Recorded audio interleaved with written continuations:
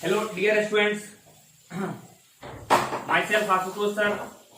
और ये मैं पढ़ाने जा रहा हूं न्यू टॉपिक अप्लाइड साइंस का सेकेंड सेमेस्टर के लिए। और टॉपिक है लॉज ऑफ मोशन। ठीक है, लॉज ऑफ मोशन के लिए इसके लिए एक लेक्चर में ले चुका हूं और ये आपका दूसरा लेक्चर है। तो मैं थोड़ा रिकॉल करना चाह रहा हूं, दूसरा लेक्चर स्टार्ट करने से पहले रिकैपुलेशन करना चाह रहा हूं, रिकॉल करवाना चाह रहा हूं, रिव्यू करवाना चाह रहा हूं कि फर्स्ट लेक्चर में क्या क्या पढ़ रहे थे हम लोग। तो सबसे हमने फर्स्ट लेक्चर में पढ़े थे कि साइंस को दो भाग में डिवाइड किए थे, natural science and physical science. Natural science को दो भाग में डिवाइड किए थे आपको जूलॉजी एंड बॉटनी। फिर फिजिकल साइंस को दो भाग में डिवाइड किए थे, फिजिक्स एंड केमिस्ट्री। फिजिक्स को 8 भाग में डिवाइड किए थे, जिसमें मैकेनिक्स फर्स्ट टॉपिक था, मैकेनिक्स था आपका फर्स्ट टॉपिक था, अब फर्स्ट क्लासिफिकेशन में था। इसके बाद उसमें हीट था, लाइट था, थर्मोडायनेमिक्स था, इलेक्ट्रोस्टैटिक्स, बहुत सारा था आपका। तो फर्स्ट था आपका मैकेनिक्स था। फिर मैकेनिक्स को दो भाग में हमने बांटे थे, स्टैटिक्स एंड डायनेमिक्स बांटे थे। फिर डायनेमिक्स को दो भाग बांटे थे, काइनेमेटिक्स बांटे थे और हम लोग काइनेटिक्स बांटे थे। फिर केमिस्ट्री को भी 8 भाग में बताए थे। ओके, तो वो एक अनदर थिंग है। तो फिजिक्स मैकेनिक्स को दो भाग में हमने बांटे हैं, स्टैटिक्स एंड काइनेटिक्स। काइनेटिक्स को स्टैटिक्स एंड डायनामिक्स। डायनामिक्स को दो भाग बांटे हैं, kinematics and dynamics, kinematics and kinetics. थोड़ा यहाँ हम लोग बताना चाहेंगे, एक बार बता चुके फिर बता रहा हूं। काइनेमेटिक्स एंड काइनेटिक्स, इस दोनों में डिफरेंस क्या है? तो काइनेटिक्स में हम लोग पढ़ते हैं जिसमें फोर्स का स्टडी, जो फोर्स का कंसिडरेशन हम लोग लेते हैं, यानी जो मोशन हो रहा है उसमें फोर्स के बारे में हम लोग जानने की कोशिश करते हैं और जानते हैं। लेकिन काइनेमेटिक्स में हम लोग मोशन का अध्ययन तो करते हैं, लेकिन किस कारण से अध्ययन होता है इसके बारे में हम नहीं पढ़ते हैं। कहने का मतलब वही हुआ, जैसे कहा जाता है हम लोग गांव, मतलब हमारे समाज में, कि यार क्या गुठलियों से क्या मतलब रखता है, बस आम खाने से मतलब रखो। तो वही अगर सिर्फ आम खाने से मतलब रखेंगे तो मतलब हो गया काइनेमेटिक्स, और गुठली से ही मतलब रखेंगे तो काइनेटिक्स। ठीक है, तो ये हम लोग पढ़ रहे हैं गुठली, जो आम खाने से तो मतलब रखते हैं, गुठली से ही मतलब रखते हैं काइनेटिक्स, यानी फोर्स का मोशन तो हो रहा है लेकिन मोशन के कॉज का भी अध्ययन करते हैं, यानी किस कारण से मोशन हो रहा है उसके बारे में भी हम अध्ययन करते हैं। तो ऐसे ब्रांच में हमको पढ़ते हैं, उसको बोलते हैं काइनेटिक्स।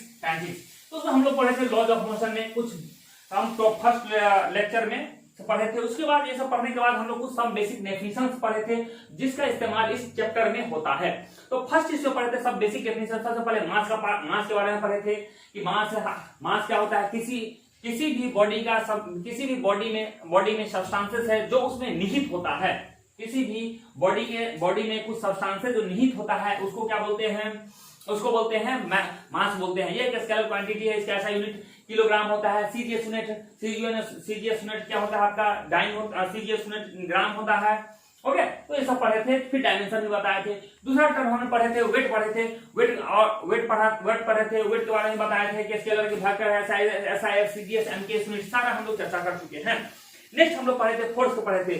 फोर्स के बारे में पढ़े थे, फोर्स का डेफिनेशन पढ़े थे, फोर्स का SI unit CGS MK unit पढ़े थे, डायमेंशंस लिखे थे, फोर्स का अफेक्ट पढ़े थे। ठीक है, और क्या क्या अफेक्ट कर सकते हैं सारा पढ़ चुके हैं। नेक्स्ट इसके बाद पढ़े थे इनर्शिया पढ़े थे। इनर्शिया क्या होता है उसका डेफिनेशन पढ़े थे। इनर्शिया के 3 टाइप होते थे। इनर्शिया ऑफ रेस्ट होता है, इनर्शिया ऑफ मोशन होता है, इनर्शिया आपका ऑफ डायरेक्शन होता है। ये चीज पढ़ चुके हैं। इसके बाद लॉज ऑफ इनर्शिया पढ़े थे, ये सब कंप्लीट कर चुके हैं। इसके बाद नेक्स्ट डेफिनेशन पढ़े थे, some basic definition. Next definition momentum पढ़े थे। तो मोमेंटम के बारे में पढ़े थे। तो मोमेंटम का डेफिनेशन पढ़े थे। मोमेंटम किसका ज्यादा होगा, किसका कम होगा, कैसे हम फील करेंगे कि मेरा मोमेंटम ज्यादा है, किसका मोमेंटम कम ज्यादा है, इस बारे में चर्चा किए थे। मोमेंटम का ऐसा unit CGS unit MK unit सारे यूनिट बताए थे, स्केलर की वेक्टर बताए थे, डायमेंशन बताए थे। इसके अलावा 3-4 ग्राफ बताए थे। P वर्सेस M बताए थे, P वर्सेस V बताए थे। फिर P भी कांस्टेंट रहेगा, उस समय कैसा ग्राफ होगा, 3 ग्राफ आपको बता चुके हैं। ओके, इसका ऐसा यूनिट न्यूटन सेकंड होता है, ये भी हम बता चुके हैं, डायमेंशन बता चुके हैं। इसके बाद नेक्स्ट टर्म पढ़े थे हम लोग, पढ़े थे इंपल्स पढ़े थे। इंपल्स में हम लोग इंपल्स का डेफिनेशन दिए थे। इंपल्स क्या होता है इसका प्रैक्टिकल एग्जांपल लेके आपको हमने समझाया था। इसका ऐसा यूनिट सीरीज एमके यूनिट बताए थे, इसका डायमेंशन बताए थे। इंपल्स और मोमेंटम का यूनिट क्या होता है, सेम होता है, न्यूटन सेकंड होता है। ये आपका प्रीवियस एग्जाम में भी आपका पूछ चुका है, सेमेस्टर वाले एग्जाम में पूछ चुका है। तो ये आपको इंपल्स या इंपल्सिव फोर्स होता है। यहां तक हम पढ़ चुके हैं। इसका चलिए नेक्स्ट हेडिंग देते हैं हम लोग। नेक्स्ट में चलते हैं हम लोग laws, Newton's law of motion. तो हम लोग पढ़ रहे हैं न्यूटन्स लॉ ऑफ मोशन। तो आप जानते हैं कि न्यूटन साहब बहुत वो एक प्रिंसिया नामक बुक था, तो उसमें हम लोग रिसर्च किए थे। उसी बुक में लॉज ऑफ मोशन के बारे में चर्चा किए थे, लेकिन चूंकि उनका कंट्रीब्यूशन था इसलिए उनके नाम पे न्यूटन्स लॉ ऑफ मोशन, उनके रिस्पेक्ट में, रिगार्ड में न्यूटन्स लॉ ऑफ मोशन कहा गया। ठीक है, तो सबसे उन्होंने 3 लॉज ऑफ मोशन दिए थे। तो न्यूटन्स लॉ ऑफ मोशन है तो 3 लॉ दिए थे, first law, second law, third law, यानी 3 लॉ दिए हैं। तो पहला लॉ दिया है तो फर्स्ट लॉ कहा गया, सेकंड लॉ दिया है और थर्ड दिया गया, सेकंड लॉ कहा गया है, और थर्ड लॉ को बोला गया Newton's third law of motion. और ये बहुत ही इसका प्रैक्टिकल इस्तेमाल है, सारे का तो नहीं है बट आपका प्रैक्टिकल इंपोर्टेंस है, और इसको 1 बाय 1 हम समझाते हैं। तो पहले हम लिखेंगे, आपको हमको समझाने का तरीका होगा कि पहले जो स्टेटमेंट रहेगा वो क्या कहना चाहते थे वो हम लिखेंगे। इसके बाद ये क्या कहना, एक इनका स्टेटमेंट लिखेंगे। इसके बाद इसका एप्लीकेशन बताएंगे, सारा चीज का क्या है, ये क्या कहना चाहते हैं उसको एक्सप्लेन करेंगे, और इसके बाद कुछ प्रैक्टिकल एग्जांपल के थ्रू मैं आपको समझाऊंगा। तो देखते हैं उनका फर्स्ट लॉ क्या कहता है कि एवरीबॉडी, जानते हैं एवरीबॉडी मतलब हर एक बॉडी है, everybody continues in its state of rest. मतलब दुनिया में जितने बॉडी है continues in its state of rest और of uniform motion in a straight line unless it is compelled by some external force to change that state. Compelled सबका meaning समझाते। Compelled means होता है लगना। तो कहना चाह रहा है इसमें, आप इस डेफिनेशन में बाबू तीन भाग है। तीनों भाग को 1 बाय 1 में समझा रहा हूं। इसमें 3 पार्ट से इस डेफिनेशन में, देखने से नहीं लग रहा है बट मैं समझाऊंगा आपको समझ में आ जाएगा। इस डेफिनेशन में 3 पार्ट्स है, और ये और फर्स्ट लोग क्या कहना चाहता है मैं वो भी बता दूं। तो फर्स्ट पार्ट ये कहता है कि everybody continue in its state of rest. मतलब दुनिया में जो भी वस्तु है वो रेस्ट में, जो रेस्ट में है वो रेस्ट में ही रहना चाहता है। या लिखा हुआ continues in its state of rest, मतलब जो वस्तु रेस्ट में है वो रेस्ट में ही रहना चाहता है। कब तक रहना चाहेगा? जब तक कि अनलेस, जब तक it is compelled by some external force to change that state, जब तक कि उस पर कोई बाहरी बल नहीं लगाया जाएगा। कंपेल नहीं किया जाएगा, मतलब लगाएगा नहीं, एक्सटर्नल फोर्स जब तक नहीं लगाइएगा वो नहीं चेंज, अपना स्टेट चेंज, यानी रेस्ट से मोशन में नहीं जाएगा। मतलब रेस्ट में है तो रेस्ट में ही रहेगा। कब तक? जब तक कि वो आप उसको एक्सटर्नल कोई भी फोर्स एक्ट नहीं कर रहे हैं। तो ये इसका फर्स्ट हो गया, इसका फर्स्ट पार्ट है ये इट्स स्टेट्स ऑफ रेस्ट, इसका फर्स्ट पार्ट है। ओके, नेक्स्ट पार्ट है इसका, नेक्स्ट पार्ट ये कह रहा है कि और ऑफ, ये सेकंड पार्ट है, और of uniform motion in a straight line.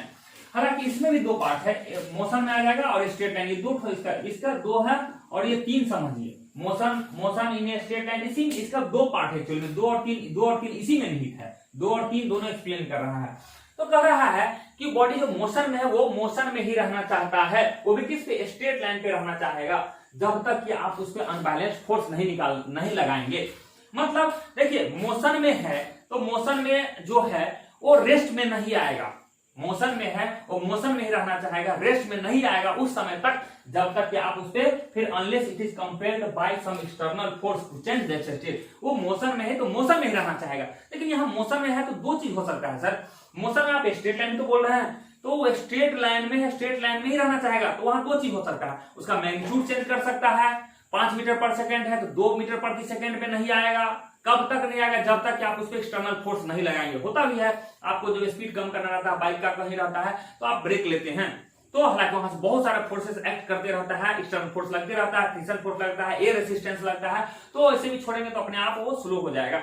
लेकिन अगर अगर ये सब एक्सटर्नल फोर्सेस रहे, एयर का प्रेशर हो गया, ठीक है, आंधी तूफान चल रहा है, या जैसे नॉर्मल भी अगर हवा नहीं बह रही फिर भी आपको एयर रेसिस्टेंस लग रहा है, जिस रोड पे चल रहे हैं वहां से फ्रिक्शन फोर्स लग रहे हैं, तो वो भी आपको रेसिस्ट करता है, रोकता है। तो वही कह रहा है जब तक आप मोशन में है, लेकिन ये कानून कह रहा है कि जो रेस मोशन में वो मोशन में ही चल रहा है, जब तक मोशन में ही चलना चाहता है, जब तक कि उसपे एक्सटर्नल फोर्स नहीं लगे। तो इसमें 2 चीज है, एक तो जो मोशन का हो चेंज करने का पॉसिबिलिटी हो सकता है, एक तो मैग्नीट्यूड और दूसरा डायरेक्शन। तो दोनों मैग्नीट्यूड और डायरेक्शन, इसलिए मैं बोला हूं बहुत दो चीजें हैं, मैग्नीट्यूड और डायरेक्शन।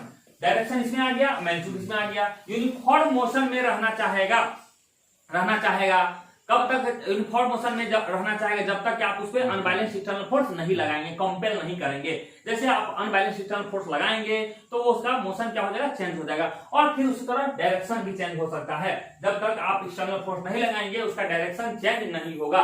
तो इस तरह से इसका 3 पार्ट हो गया, ठीक है। देखिए इसके बाद हम लोग न्यूटन्स लॉ का फर्स्ट लॉ का स्टेटमेंट पढ़ चुके हैं। इसका कुछ एग्जांपल्स करने जा रहे हैं। फिर रिकॉल कर लेते हैं, क्या हम लोग बोले हैं कि जो वस्तु रेस्ट में है वो रेस्ट में ही रहना चाहता है, जो मोशन में है मोशन में रहना चाहता है, उसका ना मैग्नीट्यूड चेंज होना चाहेगा, ना डायरेक्शन चेंज करना चाहेगा। इसको बोलते हैं न्यूटन्स फर्स्ट लॉ। हालांकि इसी स्टेटमेंट को, यही जो स्टेटमेंट बोला गया है, ये स्टेटमेंट आपको देता है फोर्स का परिभाषा भी देता है, फोर्स का डेफिनेशन भी देता है। ओके, क्योंकि आप फोर्स लगेंगे तभी उसका स्टेटमेंट, उसका स्टेट चेंज होगा। ये तो फोर्स का परिभाषा है। फोर्स का परिभाषा क्या है? It is force is a physical quantity which change or try to change the shape, size and direction of a body when exerted on it। यही तो बोला गया है कि force is physical external cause, force is a external agent which change or try to change the shape, size and direction of a body when exerted on it। तो आप उस force क्या है कि किसी वस्तु पे लग के, एक्सटर्नल एक एजेंट है जो किसी वस्तु पे लग के उसके शेप, साइज एंड डायरेक्शन को चेंज करना चाहता है, ठीक है, उसके मोशन को चेंज करना चाहता है। तो यही तो फोर्स का डेफिनेशन है। तो आपका न्यूटन्स फर्स्ट लॉ मोशन का डेफिनेशन देता है, ठीक है। हालांकि ये इनर्शिया का भी डेफिनेशन देता है, इनर्शिया के बारे में बताता है। इनर्शिया यही बोलता है जो वस्तु जिस अवस्था में रहना चाहता है वो, मतलब इनर्शिया ये कहता है, क्या कहता है कि कोई वस्तु है, ये किसी हर दुनिया के हर एक वस्तु का ये क्या है, प्रॉपर्टी है जो जिस अवस्था में रहता है, मतलब जो रहता है उसी अवस्था में रहना चाहता है, जो जिस अवस्था में रहता है उसी अवस्था में रहना चाहता है। ये हर एक दुनिया के हर एक बॉडी का, एक मैटर का प्रॉपर्टी है। कहने का मतलब है न्यूटन फर्स्ट लॉ से नोट डाउन कर लीजिएगा और लिखिएगा न्यूटन फर्स्ट लॉ है, ये आपको फोर्स का परिभाषा देता है, और इनर्शिया का परिभाषा भी इसमें निहित है, इनर्शिया का परिभाषा भी निहित है इसमें। चलिए इससे कुछ एग्जांपल्स देते हैं। तो हमने 3 पार्ट का बताया था फर्स्ट लॉ का। पहला बताया था कि जो वस्तु रेस्ट में रहना चाहता है, तो ये रेस्ट वाला एग्जांपल है। यहाँ ये 2 एग्जांपल रेस्ट वाला है। जो वस्तु मोशन में रहता है, मोशन में रहना चाहता है, ये मैग्नीट्यूड वाला है। तीसरा डायरेक्शन वाला है, वो हम नहीं लिखे हैं, वो आप मैनेज कर लेंगे। 4 एग्जांपल लिखिएगा, सफिशिएंट है। डायरेक्शन हालांकि मुझसे बता दूंगा, आपको जरूरत नहीं लिखने का, आप लोग लिख लीजिएगा, समझिए। तो देखिए ये फर्स्ट लॉ क्या काम करता है। तो देखते हैं कि घोड़ा कहीं रुका हुआ है, घोड़ा या बस है कहीं रुकी हुई है। जब सडनली चलती है तो हम लोग पीछे की ओर धक्का खाते हैं धक्का। तो इसके बाद देखेंगे, हमको एक्सप्लेन करते हैं कैसे, क्यों धक्का खाते हैं। तो होता क्या है कि बस रुकी हुई है, उसके टायर है रेस्ट में है, टायर से जुड़ी हुई है, चक्का से जुड़ी हुई है, उसका पूरे गाड़ी जुड़ी हुई है, उसका जो जिस फ्लोर पे हम लोग चलते हैं बस पे, वो पूरा फ्लोर जुड़ी हुई है। अब उसमें वेल्डिंग या नट बोल्ट से कसा हुआ है, जिसपे हम बैठते हैं, चेयर बैठते हैं, जो बस में रहते हैं वो भी रेस्ट में रहते हैं। जब बस रुकी हुई है, चक्का रेस्ट में है, व्हील रेस्ट में है, उसका फ्लोर रेस्ट में है, उससे जिसपे हम बैठे वो भी रेस्ट में है। और इसके कारण क्या, हम भी बैठे, हम भी रेस्ट में है। अब मतलब पूरा बॉडी रेस्ट में हुआ है। लेकिन क्या है, हमारे पास यहाँ वेल्डिंग तो नहीं किया गया है, तो जिसके कारण हम लोग तो फ्लेक्सिबल है, हम लोग मूवमेंट कर सकते हैं, फ्लेक्सिबल है। ओके, तो क्या होता है कि जैसे व्हीकल है, जैसे बस है या घोड़ा है, सडनली चलती है, तो हम तो ऐसे रेस्ट में ऐसे रहते हैं। लेकिन क्या होता है, चक्का चलने लग गया, चक्का का वेल्डिंग किया गया, नट बोल्ट से कसा गया है, उसका जो फ्लूइड है बस का वो उसके साथ अटैच है। तो जब व्हील है जो रोटेशन में आते हैं, मोशन में आते हैं, तो उसका पूरा फ्लोर मोशन में आ जाते हैं। फ्लोर का अटैचमेंट है, वेल्डिंग किया गया है, नट बोल्ट पे कसा गया हमारा, जिसपे बैठे रहते हैं वो भी मोशन में आ गया, क्योंकि सबका क्या है कि वो सब वेल्डिंग किया गया है, सब फिक्स किया गया। लेकिन हमारा बॉडी तो फिक्स नहीं किया गया है। तो होता है कि हमारा बॉडी वहीं का वहीं रहता था, पीछे से आके सीख हमको इसको मारता था, हम तो पीछे को धक्का खाते, रियल में नहीं, हम पीछे में धक्का नहीं खाते हैं, पीछे से आके हमको मारता है, क्योंकि वो मोशन में आगे हम यही है, ठीक है। हम यहाँ से यहाँ बैठे हुए हैं, यहाँ हमारा पैर से निकला हुआ है, पैर निकला हुआ है, ये हम ऐसे बैठे हुए हैं, और ये हम पहले स्टेप से बैठे हुए थे। ओके, अब क्या हुआ, गाड़ी मोशन में आ गया, तो ये हमको धक्का खा गया। तो यही चीज होता है। तो हम लोग को लगता है कि जर्क लग गया, बिल्कुल जर्क लगता है, क्योंकि ये पीछे से आके धक्का मार रहा है। तो यही लिखा हुआ है। तो हॉर्स रहे या गाड़ी रहे, आपको ये चीज हुई नहीं, हॉर्स सडनली स्टार्ट्स रनिंग, तो हॉर्स ही क्यों लिख सकते हैं बाबू, बस भी लिख सकते हैं। खैर ट्रेन तो होता ही नहीं है, ट्रेन में तो सडनली होता है नहीं, इसलिए आपको उसमें फील नहीं होगा। ठीक है। तो व्हेन ए हॉर्स या bus suddenly start running, the rider होता है RID राइडर फॉल्स बैकवर्ड, हम लोग बैकवर्ड की ओर फॉल्स करते हैं, गिरते हैं। ओके, जो देखिएगा डंडा, अगर वो तो हम सीट के बारे में बात किए, और क्या सीट के बारे में बात किया, जो बंदा बीच में खड़े रहता है देखिए वो पीछे की ओर धक्का खाते हैं, क्योंकि उसके पीछे आपको उसको तो कुछ सपोर्ट है, कुछ भी सपोर्ट नहीं है, तो लोग पीछे की ओर धक्का खाते हैं। क्लियर है? क्योंकि वो उस समय जब बस में बीच में खड़े रहते हैं तो क्या होता है, बस का व्हील जो है वो मोशन में आ जाता है, उसके जो फ्लोर है मोशन, तो हमारा पैर चलने लगा, पैर उसके साथ, तो पैर तो फिसल नहीं रहा है, तो उसके साथ वो भी मोशन में हो गया। लेकिन हम यहाँ है तो ये पीछे की ओर खाने, मतलब पीछे की मूवमेंट हो जाता है, मतलब पैर आगे चला गया, हम हो जाता हो, मतलब पीछे की ओर फॉल करने लगता है।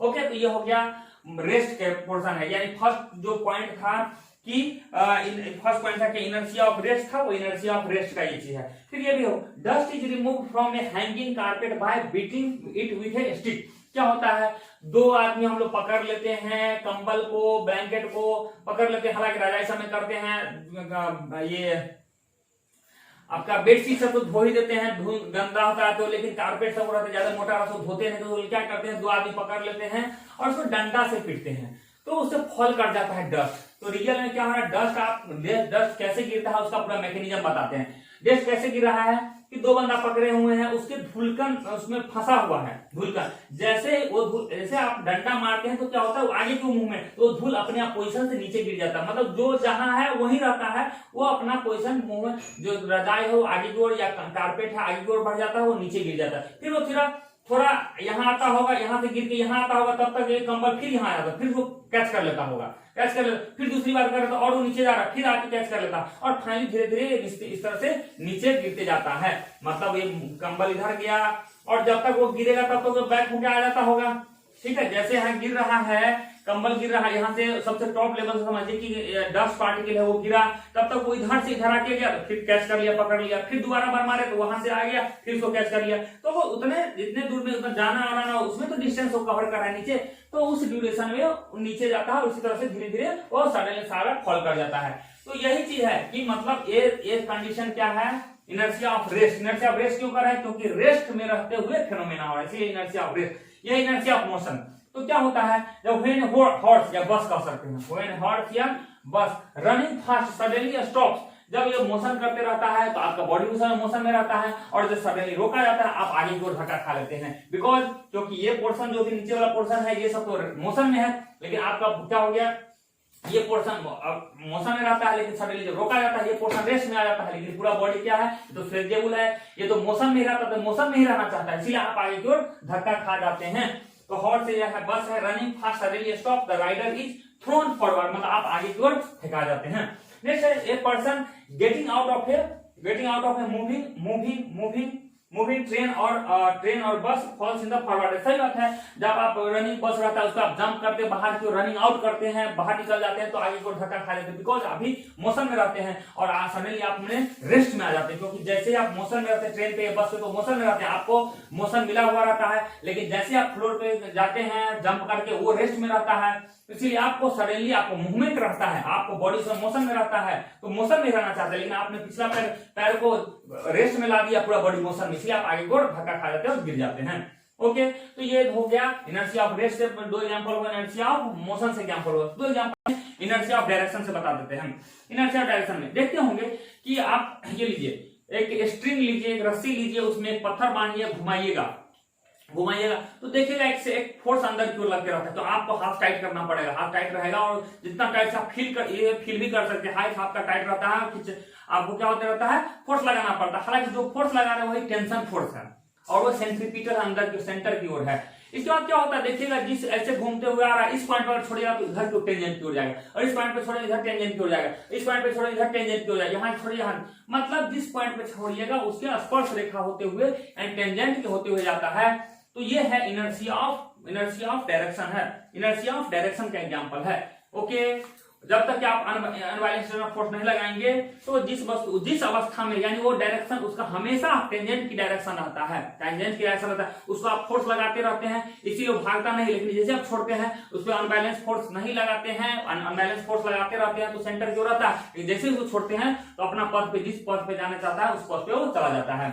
ठीक, सिमिलर दूसरा एग्जांपल बताते हैं, जैसे मड गार्ड होता है, साइकिल धोते रहते हैं उल्टा करके, जब साफ करते रहते हैं, गर्मी के टाइम, ठंडा बरसात के टाइम में, तो देखते हैं कि पानी डालते रहते हैं, तो मड गार्ड जो होता है वो टेंजेंशियली निकलता है पानी, ठीक है, मड गार्ड डालते हैं, देखिएगा टेंजेंशियली पानी निकलता है, तो वो भी एग्जांपल है। मतलब कहने का मतलब है जहां उसको छोड़ देते हैं तो वो टेंजेंशियली भागता है, ये डायरेक्शन अपने डायरेक्शन में जा रहा है, ठीक है, तो ये भी आपका एग्जांपल्स हो गया। चलिए नेक्स्ट हम लोग देखते हैं second law of motion. First law of motion पढ़ चुके हैं, उसके एग्जांपल्स करा चुके हैं, वो क्या बताता है वो भी बता चुके हैं, ओके, और 6 एग्जांपल्स हम बता चुके हैं। नेक्स्ट देखते हैं सेकेंड लॉ। सेकेंड लॉ क्या कहता है, ये बाबू जिस तरह समझिए फर्स्ट लॉ बताता है आपको फोर्स का डेफिनेशन बताता है, उसी तरह फोर्स का मैग्नीट्यूड बताता है, बहुत इंटरेस्टिंग है। एक डेफिनेशन बता दिया और दूसरा मैग्नीट्यूड बता दिया, क्योंकि फोर्स एक वेक्टर क्वांटिटी है तो हमको क्या चाहिए, मैग्नीट्यूड भी चाहिए और डायरेक्शन भी चाहिए, तो दो चीज, तो डेफिनेशन वो बता दिया, मैग्नीट्यूड आपको ये बता दिया। तो देखते हैं डेफिनेशन क्या, बहुत इंटरेस्टिंग चीज है और इसका इस्तेमाल आपको मतलब क्या कहते हैं सारे जगह इसका इस्तेमाल होता है, क्योंकि हमको आपको हमेशा चाहिए मैग्नीट्यूड चाहिए, तो मैग्नीट्यूड निकालने के लिए इसका इस्तेमाल करते हैं, ओके। इसका फ्लूइड मैकेनिज्म में भी इसका इस्तेमाल होगा, जब हाइड्रोलिक्स मशीन पढ़िएगा फोर्थ सेमेस्टर में, वहां भी आपका इस्तेमाल होने वाले इस कॉन्सेप्ट को ध्यान से सुनिएगा क्या चीज कहता है। एक आता है रेट ऑफ चेंज, इसका प्रूफ भी करेंगे, इसको हम प्रूफ भी करेंगे, आपको प्रूफ करेंगे, ओके, तो प्रूफ भी देखते चलिएगा और समझाते चलते हैं। जो सब लिखा हुआ है वो उसका मीनिंग सब बताते हैं। प्रूफ कहता है rate of change of momentum, तो एक शब्द को हम लोग पकड़ते हैं, rate of change of momentum. पहले मोमेंटम समझते हैं क्या है, हालांकि पढ़ा चुके हैं बाबू, मोमेंटम, मोमेंटम को पता है पी से डिनोट करते हैं, जिसका होता है क्या होता है, एम इंटू वी, ठीक है, मोमेंटम होता है एम इंटू वी हो जाता है, बिल्कुल पकड़ रहे हैं, लेकिन शब्द एक एक शब्द को पकड़ रहे हैं, एक्सप्लेन कर रहे हैं, तभी आपको समझ में आएगा, अभी इसका मीनिंग समझ में नहीं आएगा कि क्या लिखा हुआ है, आप यहां समझेंगे। तो हम सबसे पहला वर्ड पकड़े मोमेंटम, गुड, मोमेंटम, लेकिन कह रहा है चेंज ऑफ मोमेंटम, अब दूसरा वर्ड पकड़ रहे हैं यहां से, पहले मोमेंटम पकड़े, अब हम पूरा वर्ड पकड़ते हैं, मोमेंटम, ठीक है, मोमेंटम, तो मोमेंटम, तो चेंज ऑफ मोमेंटम, तो चेंज कभी भी होता है बाबू तो इनिशियल और फाइनल होना चाहिए, इनिशियल और फाइनल होना चाहिए, तभी मोमेंटम होता है। तो हम लोग करते हैं, हालांकि ये बाद में व्हेयर करके लिखा देंगे बाबू कि लेट एम बराबर है मास है, वी बराबर वेलोसिटी है, इस तरह से करके हम लास्ट में लिखा देंगे। अभी हम लेते हैं मोमेंटम, तो चेंज ऑफ मोमेंटम, तो चेंज ऑफ मोमेंटम मतलब हो गया कि इनिशियल मोमेंटम फाइनल मोमेंटम, तो लिखते हैं लेट पी आई बराबर I N I T I, चलिए यहां लिख देते हैं, लेट पी आई बराबर इनिशियल मोमेंटम, मोमेंटम, तो क्या हो जाएगा, यानी पी एम भी हो जाएगा, ये इनिशियल आई हो गया, ठीक है। पी एफ बराबर लिखते हैं फाइनल मोमेंटम, इसका क्या हो जाएगा, एम इंटू भी, ये एफ हो जाएगा, फाइनल मोमेंटम हो गया। लेकिन सिर्फ इनिशियल फाइनल निकाले, अब निकाले चेंज ऑफ मोमेंटम, तो चेंज ऑफ मोमेंट, तो डेल्टा पी को बाबू डिनोट करते हैं चेंज ऑफ मोमेंटम,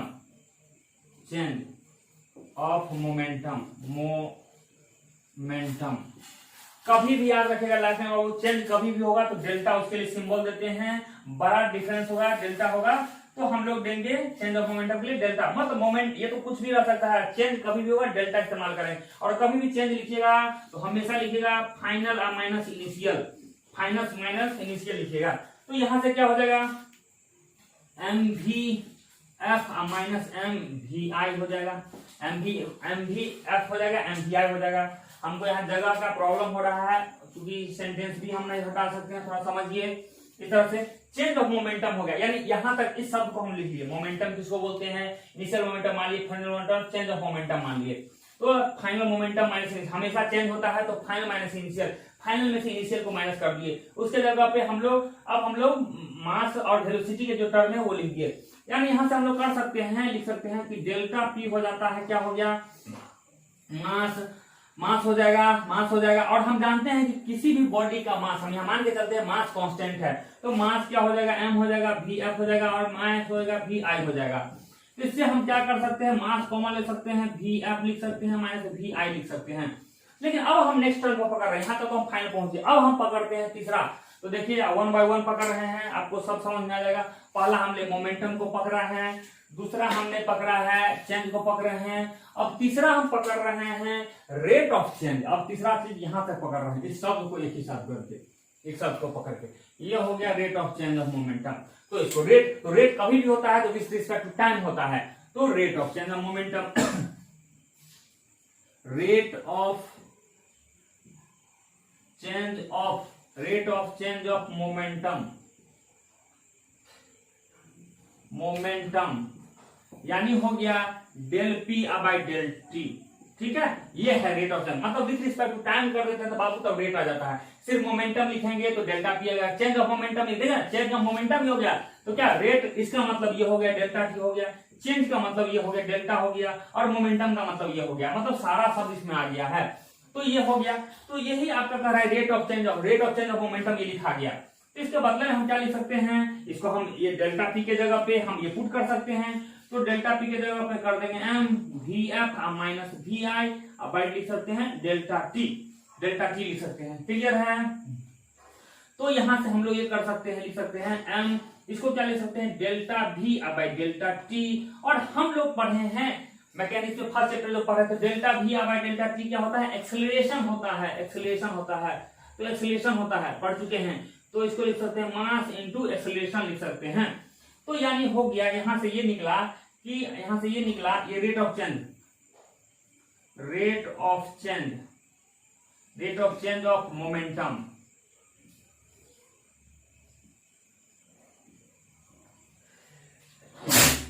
सॉरी, तो rate of change of momentum क्या हो गया, एमए हो गया। तो इतना शब्द लिखा, उस अभी तक हम आगे नहीं बढ़े, इतना शब्द को इतना यहां तक लाया गया। तो rate of change of momentum, अब कह रहा है कि rate of change of momentum वो है directly proportion to the applied force. ये जो होता है अप्लाइड फोर्स के डायरेक्टली प्रोपोर्शन है। कहने का मतलब क्या है कि इसी को यानी rate of change of momentum क्या है, अप्लाइड फोर्स के प्रोपोर्शनल है। अप्लाइड फोर्स क्या है, प्रोपोर्शनल है। तो इसका मतलब लिख सकते हैं फिर यहां से आगे बढ़ के कि अकॉर्डिंग टू ये सेंटेंस जो लिखा हुआ है, वो सेंटेंस से change of momentum directly proportional applied force है। यानी ये भी कह सकते हैं कि applied force rate of change momentum directly proportion है। तो F डायरेक्टली प्रोपोर्शन हो गया m इंटू ए, तो F बराबर हो जाएगा k m a हो जाएगा। और एक्सपेरिमेंट से देखा गया है कि k बराबर 1 होता है, तो इसीलिए हो जाएगा आपका F बराबर हो जाएगा m इंटू ए हो गया। तो खत्म हो गया। तो यही हमको प्रूव करना था F बराबर में। तो न्यूटन सेकेंड लॉ क्या देता है, आपको फोर्स का मैग्नीट्यूड देता है, जबकि फर्स्ट लॉ देता है फोर्स का डेफिनेशन देता है, न्यूटन सेकेंड लॉ देता है फोर्स का मैग्नीट्यूड देता है। तो फिर देख ले, रिपीट कर दे रहे हैं, rate of change of momentum is directly proportional to the applied force. अब बात करते हैं मैग्नीट्यूड तो मिल गया, डायरेक्शन कहां से मिला, मैग्नीट्यूड तो मिल गया, बराबर एम हो गया, मैग्नीट्यूड तो हमें मिल गया, डायरेक्शन कहां से मिला। तो डायरेक्शन के लिए हमको देखना पड़ेगा, तो डायरेक्शन के लिए हो जाएगा। तो इसको बाबू हम ना थोड़ा बड़ा करके लिख दे रहे हैं, यहां से देखें। इसका मतलब आप इसको इस तरह से लिखिएगा, F बराबर m इंटू ए, इस तरह से आप लिखिएगा। ये है आपका Newton second law, factor sign में लिखिएगा।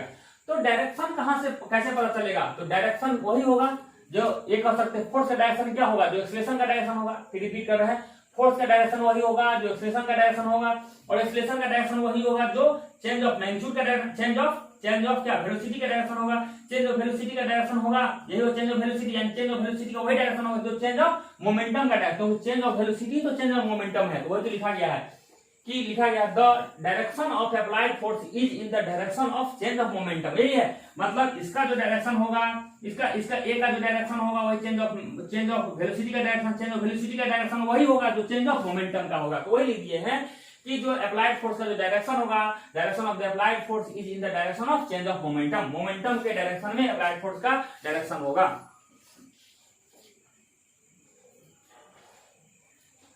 चलिए अब हम लोग देखते हैं, हम लोग क्या देखे हैं कि न्यूटन सेकेंड लॉ क्या कहता है। न्यूटन सेकेंड लॉ हो गया F, बाबू यही लिखने का आप आदत लिखिएगा, या इसको मैग्नीट्यूड के टर्म में लिखेंगे और करके हम आपको दिखाएंगे F नेट बराबर m इंटू ए नेट।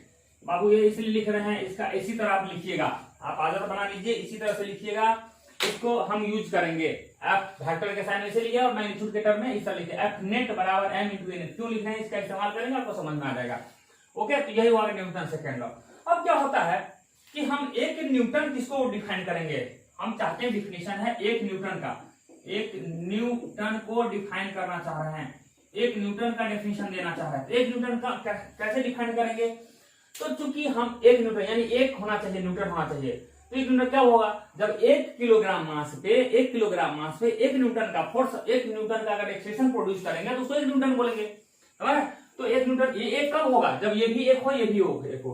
कहने का मतलब है कि 1 किलो मास पे 1 मीटर प्रति सेकंड का अगर एक्सेलेरेशन होता है तो इसको 1 न्यूटन हम लोग फोर्स कहेंगे। तो इसको डेफिनेशन लिख लीजिएगा, इसका डेफिनेशन लिखिएगा, ए न्यूटन या 1 न्यूटन, ए न्यूटन या 1 Newton may be defined as 1 Newton या a Newton may be defined as the force a Newton, a या 1 कह सकते हैं, 1 Newton may be defined as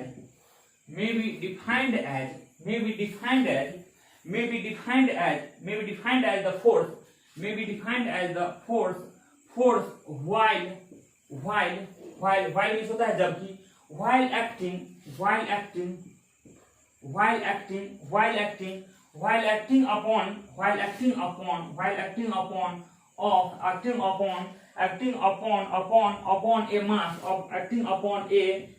upon a mass of 1 kg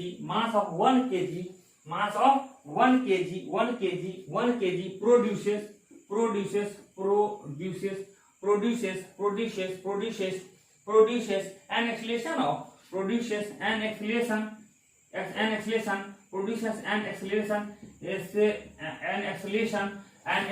of 1 meter प्रति second square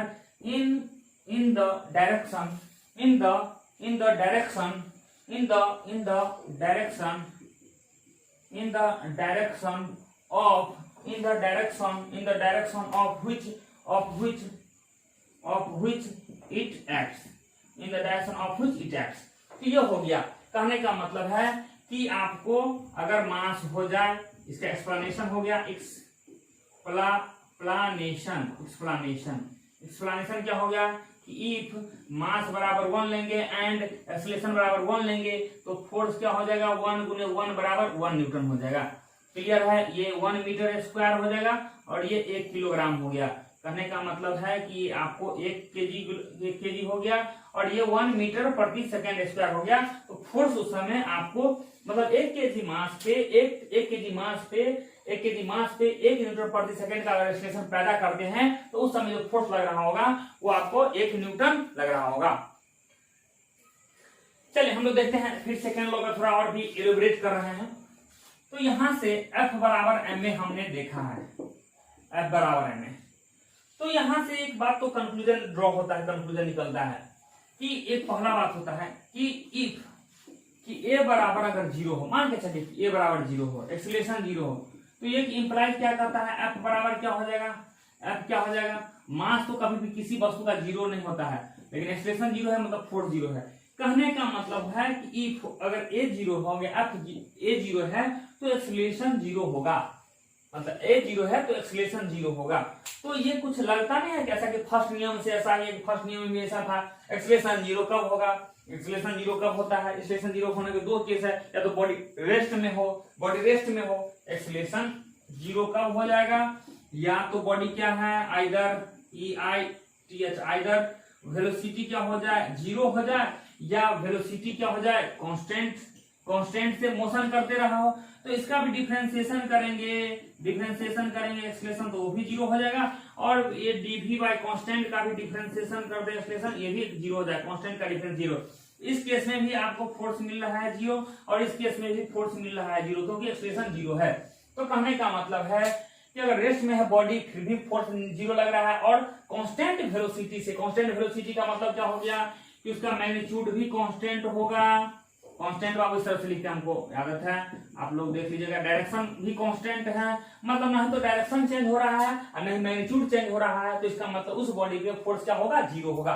तो ये Newton first law का feeling नहीं आ रहा है क्या, न्यूटन फर्स्ट लॉ भी तो यही बोलता था कि जो वस्तु जिस अवस्था में उसी अवस्था में रहना चाहता है, अगर रेस्ट में है जब तक उसको अनबैलेंस सिस्टम में फोर्स नहीं, जब रेस्ट में है बॉडी क्या है रेस्ट में है, बॉडी है आपका रेस्ट में है, तो रेस्ट में है 0 है तो उस समय देखिए फोर्स 0 लग रहा है, अनबैलेंस सिस्टम फोर्स है ही नहीं।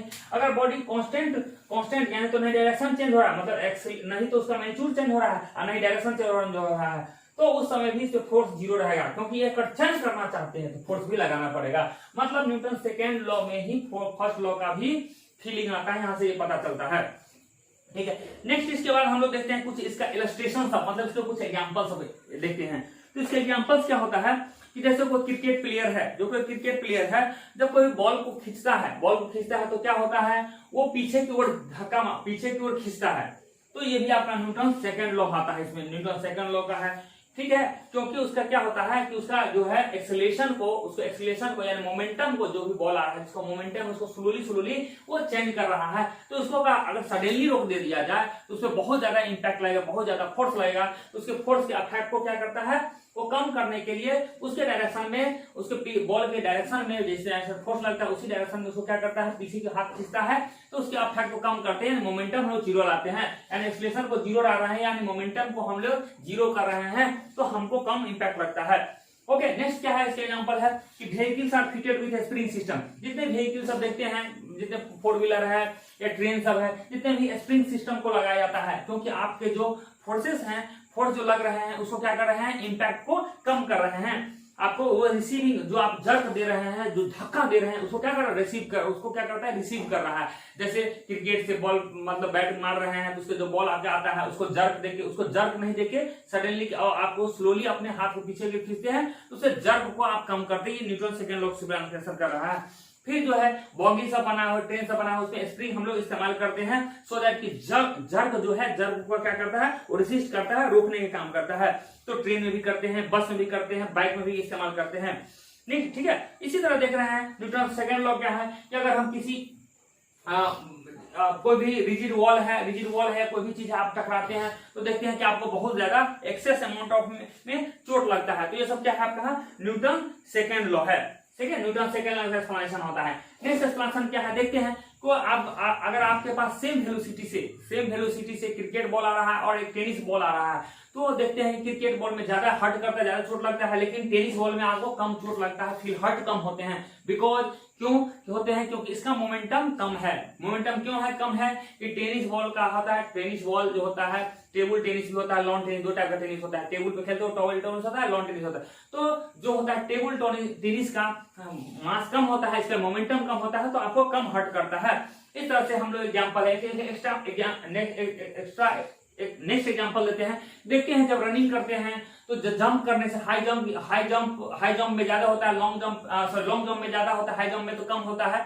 क्योंकि जब हाई जंप लॉन्ग जंप करना चाह रहे हैं तो हम लोग रनिंग करते हैं, रनिंग करके दूर से आते हैं सो दैट हमको मोमेंटम मिले और हम लोग क्या कर सकते हैं, जंप कर सकते हैं। तो ये न्यूटन सेकंड लॉ इसका एग्जांपल इस तरह से।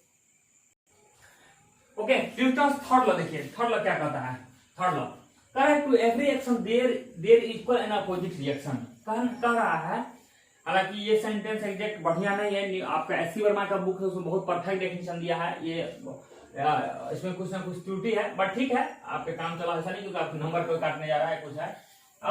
ठीक है, इस तरह से to every action there is equal and opposite reaction कहने का मतलब है कि आप जितना, जैसे ये कोई बॉडी है, ये बॉडी है, इसका नाम ए एम है, ये ए है, और ये बॉडी है इसका नाम बी है।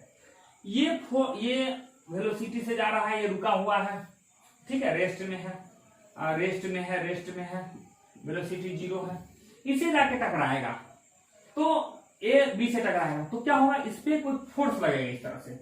मतलब क्या होगा, ये है आपका टकराने से पहले, अब जब टकराएगा तो क्या हो जाएगा, टकराएगा तो इस तरह से डायग्राम बनेगा।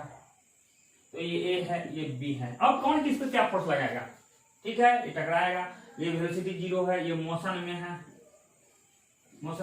तो जब टकराएगा, ये चीज है, टकरा रहा है, तो ये बॉडी इस पे फोर्स लगाएगा, क्या, एफ बी ए, मतलब एफ जो है ये बी पे लगा रहा है ए के द्वारा, ये है किस पे लगा रहा है, किसके द्वारा, और ये क्या होगा, ऐसा नहीं कि छोड़ देगा, तो हम पे लगा रहा है, तुमको भी लगाएंगे, तो एफ ए बी, ये होगा डिनोट करेंगे, यानी ये इसका मतलब हो रहा है कि forces act on B by A, और ये होगा forces act on A by B, मतलब यही है to every action there equal, मतलब जितना फोर्स आप उतना लगा रहे उतना ही फोर्स ये लगा रहा है। इसका मतलब इसको फैक्टोरियल चीज में कैसे लिख सकते हैं कि एफ ए बी बराबर हो जाए माइनस एफ बी ए, ये चीज हो गया। कहने का मतलब है कि देखिए इसलिए माइनस लिख रहे हैं। पहली बात तो दोनों का मैग्नीट्यूड बराबर है, इक्वल एंड अपोजिट रिएक्शन। ये मैग्नीट्यूड अगर होगा दोनों का क्या होगा, मैग्नीट्यूड को इस तरह से रिप्रेजेंट करते हैं बाबू, मैग्नीट्यूड ये बता रहा है मैग्नीट्यूड, ठीक है, ये मैग्नीट्यूड बता रहा है। मैग्नीट्यूड का मतलब संख्या, ये 10 न्यूटन ये लगा रहा होगा, 10 न्यूटन, ये 10 न्यूटन है, समझिए 10 न्यूटन 15 न्यूटन है, ये न्यूटन मैग्नीट्यूड है। ओके, इसमें न्यूटन भी नहीं, सिर्फ 10 है, ये समझ मैग्नीट्यूड है। ये क्या है, इसे वेक्टर का साइन देके है, ये वेक्टर का साइन देके है, ठीक है। तो इसमें क्या उसमें डायरेक्शन भी है, मैग्नीट्यूड भी है। तो ये कह रहा है, देखिए माइनस क्यों लगा है, क्योंकि इधर है तो इधर है, मतलब एक दूसरे अपोजिट डायरेक्शन में है। सेम डायरेक्शन में रहता तो दोनों प्लस लिखते हैं, लेकिन अपोजिट डायरेक्शन में है इसलिए तो माइनस लगा के करना पड़ेगा। तो यही है Newton's third law, to every action there is equal and opposite action. To every action there is equal, equal है, देखते हैं दोनों का मैग्नीट्यूड क्या है, इक्वल है। And opposite reaction, opposite direction में, अपोजिट रिएक्शन या अपोजिट डायरेक्शन जो भी है लिख सकते हैं, ठीक है, अपोजिट रिएक्शन या डायरेक्शन, अपोजिट रिएक्शन या डायरेक्शन। ओके, तो ये इस तरह से आपका हो गया। नेक्स्ट इसमें कुछ इंपॉर्टेंट पॉइंट्स है, इसका इलस्ट्रेशन बहुत ज्यादा हम करेंगे, देखेंगे, लेकिन इसका इस पे हम बहुत सारा डायग्राम बनाएंगे। ओके, हम डायग्राम से बनाने वाले हैं, कंजर्वेशन ऑफ मोमेंटम से पढ़ाने वाले हैं, तो हम इस पर चर्चा करने वाले हैं। इसके वाले की बताना चाह रहे हैं आपको, बहुत इंपॉर्टेंट कंफ्यूजन होता है जो 10th में टीचर आप लोगों को पढ़ाते हैं, रट्टा मारे रहते हैं कि सर एक्शन पहले होता है, रिएक्शन बाद में होता है। इस दिमाग हमको पता है, आपको दिमाग में जितने पढ़ रहे हैं सबके दिमाग में होगा कि सर एक्शन पहले होता है, रिएक्शन पहले होता है। ये रॉन्ग है, ठीक है। एक्शन और रिएक्शन क्या होता है, साइमल्टेनियसली लगता है। एक्शन और रिएक्शन क्या होता है, टेक्स प्लेस, एक्शन नोट करके लिख लीजिएगा, action and reaction takes place simultaneously, मतलब एक ही साथ होता है। ना तो कोई एक्शन है ना कोई रिएक्शन है, जिसको मान सकते हैं एक्शन है, जिसको मान सकते हैं रिएक्शन है, इसमें कोई कुछ नहीं। क्यों आपके दिमाग में हो एक्शन रिएक्शन, कैसे आपको लग रहा होगा कि पहले हो रहा हो एक्शन, जैसे ये रुका हुआ है, इधर से कोई आके टकराता है तो आप कहते हैं ये इसको आगे टकराया तो ये लगा होगा एक्शन होगा, ये रिएक्शन होगा। और अगर दोनों अगर मोशन में है तब किसको एक्शन किसको रिएक्शन, किसी को नहीं बोल सकते हैं, दोनों ही आगे टकरा रहा है, उस समय कौन सा एक्शन होगा कौन सा रिएक्शन होगा। तो ऐसा नहीं कि पहले धक्का मारा, कौन पहले कैसे डिटेक्ट करते हैं, ये धक्का मारा, सब एक ही टाइम लग रहा है, एक ही पॉइंट पे, यानी सेकंड मतलब सेकंड के मतलब टाइम के सेकंड होगा, उसके भी 100वां हिस्सा 1000वां हिस्सा में वो दोनों एक ही कांटेक्ट कर रहा होगा, समझ रहे हैं, दोनों एक साथ कांटेक्ट कर रहा है। तो उसको हम लोग वहां कोई चीज डिफाइन नहीं कर सके कौन एक्शन है कौन रिएक्शन है। ओके, नेक्स्ट हम लोग बात करेंगे इलस्ट्रेशन का। चलिए अब न्यूटन थर्ड लॉ का हम लोग कुछ इलस्ट्रेशन लेते हैं। इलस्ट्रेशन का मतलब होता है एग्जांपल्स होता है, एग्जांपल क्या क्या एग्जांपल हो सकता है न्यूटन थर्ड लॉ। आप देखिए आपके आस पड़ोस में कहा न्यूटन थर्ड लॉ जो लगता है, तो हम लोग देख सकते हैं कि फर्स्ट एक एग्जांपल लेते हैं, कोई भी बुक है, पहला एग्जांपल लेते हैं, कोई भी बुक जो है, यहाँ ये है बाबू, ये रफ सरफेस है या टेबल है, मान के चलिए टेबल है, ठीक है, टेबल है आपका, इस तरह से है टेबल है, इसमें यहाँ कोई बुक रखा हुआ है, क्लियर है, कोई बुक रखा हुआ है, इस तरह से कोई बुक रखा हुआ है, इस तरह से। तो इसके भी न्यूटन थर्ड लॉ, इसके मास के कारण, धरती माता के कारण, धरती माता अपने जो भी है वस्तु है, कोई वस्तु है, अपने धरती माता अपने सेंटर की ओर वो खींचती है, ठीक है। हाँ, तो ये है धरती माता कोई भी वस्तु को अपने केंद्र की ओर किसी वस्तु को आकर्षित करती है, तो ये धरती माता के द्वारा फोर्स लग रहा है। लेकिन जो फोर्स लगा है इसको गिर जाना चाहिए, तो गिरता नहीं है, बिकॉज इसी के सेंटर से होके रिएक्शन ऊपर की ओर लग रहा है। और ये रिएक्शन, तो ये तो फोर्स लगा रहा है, हमको पता होना चाहिए कौन फोर्स क्या क्या लगा रहा है। तो ये फोर्स लगा धरती माता के द्वारा, और ये नॉर्मल रिएक्शन जो रिएक्शन लग रहा है ये इसके टेबल के द्वारा, तो इसी को बोलते हैं रिएक्शन। ये इस तरह कह सकते हैं एक्शन, ये रिएक्शन है, ठीक है। हालांकि यहाँ कुछ नहीं, एक्शन रिएक्शन दोनों सामने, जब आप रखे होंगे उसी समय नॉर्मल लगा, उसी जिस समय टेबल पर रखे होंगे उसी समय लगना शुरू किया हो गया, उस समय रिएक्शन होगा। तो हालांकि जनरली इस केस में, पार्टिकुलर इस केस में ऐसा एक्शन है, इसको हम लोग रिएक्शन नाम दिए हुए हैं, ऐसा मत सोचिए इसको एक्शन बोलेंगे, ऐसा कुछ नहीं है। ये इसको नॉर्मल रिएक्शन बोलते हैं क्योंकि नॉर्मल फोर्स लग रहा है, नॉर्मल रिएक्शन, ठीक है। तो ये आपका एग्जाम्पल हो गया। तो यहाँ भी देखते हैं, अगर वेक्टर के टर्म में लिखना चाहते हैं तो वेक्टर हो गया कि ऊपर की ओर हो गया, माइनस हो गया आर, इस तरह से लिख सकते हैं, या इसी को लिख सकते हैं W और प्लस उसको इधर आ जाएगा तो R बराबर 0 हो गया। तो इस तरह से, और मैग्नीट्यूड हम जानते हैं जितना नीचे लग रहा होता है ऊपर लग रहा हो, तो हम पहले बता चुके हैं कि मैग्नीट्यूड क्या होगा, दोनों का बराबर हो जाएगा, बराबर हो जाएगा, मतलब W हो जाएगा R के बराबर है, तभी तो बैलेंस किया हुआ है, अदरवाइज बैलेंस ही नहीं होता। तो ये पहला एग्जाम्पल हो गया। दूसरा एग्जाम्पल हम लेते हैं, जैसे हम यहाँ से चलते हैं, ठीक है, जैसे हम चल रहे हैं तो हमारा पैर जो है, हमारा जो पैर है वो पैर है इस तरह से इंक्लाइंड जो है सरफेस, इंक्लाइंड सरफेस है, या इस तरह से पुश कर रहा है, इस तरह से पुश कर रहा है, इंक्लाइन हम लोग पुश करते हैं। तो इसका दो कंपोनेंट आता है, इस जो कंपोनेंट दो कंपोनेंट है, दो कंपोनेंट के कारण हम चल पाते हैं। ठीक है, तो मान के चलिए रिएक्शन है, ये थीटा है, तो इधर क्या हो जाएगा आर कॉस थीटा और इधर हो जाएगा आर साइन थीटा।